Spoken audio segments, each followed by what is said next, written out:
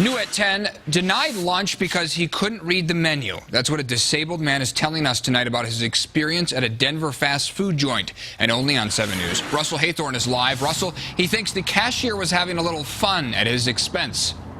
Eric, if it was a joke, it turned serious pretty quickly. It happened at this Jack in the Box in Southwest Denver. The disabled customer says he simply wanted to know what was on the menu.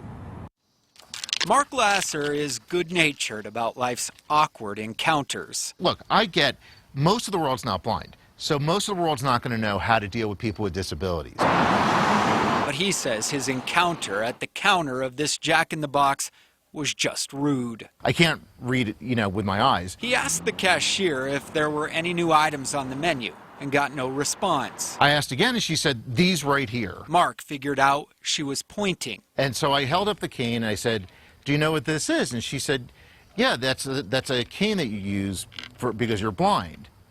And I'm like, "Well, right. So are there things on the menu that are new that you can tell me about?" And she said, "These right here." At that point, Mark couldn't believe what was happening. I said, "Are you just being a little flaky, or are you being a dick?" That's when the cashier got the manager. The manager came over and said, "Look, we're really busy. We don't have time to read you the menu." A spokesman for Jack in the Box says the employee did not realize Mark was blind.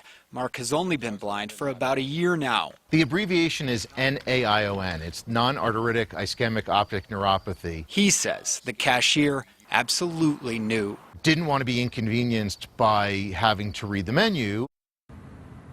The manager eventually called police about the situation. Police came out, but they didn't ticket anyone.